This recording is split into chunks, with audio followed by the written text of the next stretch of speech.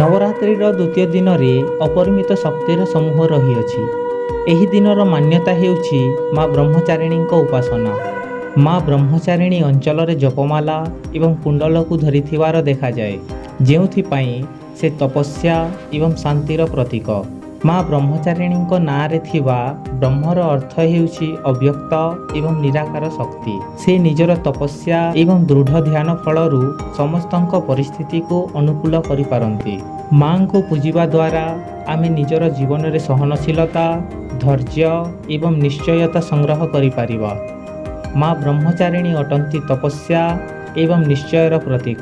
ଜଣେ ଭକ୍ତ ଯେତେବେଳେ ନିଜ ଜୀବନରେ କଠିନ ରାସ୍ତାରେ ଚାଲିଥାଏ, ସେହି ସମୟରେ ମାଙ୍କ ଆଶୀର୍ବାଦ ସଦାସର୍ବଦା ଭକ୍ତଙ୍କ ସାଥିରେ ଥାଏ। ମା ବ୍ରହ୍ମଚାରିଣୀଙ୍କ ଉପାସନାର ମାନେ ହେଉଛି ନିଜର ମନେ ଶକ୍ତି ଏବଂ ଧୀରତା ରଖିବା।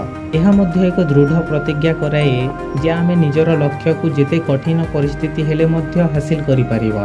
ତେବେ ଆସନ୍ତୁ ଏହି ଦ୍ୱିତୀୟ ଦିନରେ ମା ବ୍ରହ୍ମଚାରିଣୀଙ୍କ ପ୍ରାର୍ଥନା କରି ତପସ୍ୟା ଏବଂ ନିଶ୍ଚୟତା ସଂଗ୍ରହ କରିବା। ମାଙ୍କ ଆଶୀର୍ବାଦ ଆମ ଜୀବନରେ ନୂଆ ରାସ୍ତା ଏବଂ ନିଶ୍ଚୟ ଲକ୍ଷ୍ୟର ଦିଗକୁ ପଥ ପ୍ରଦର୍ଶନ କରିବ।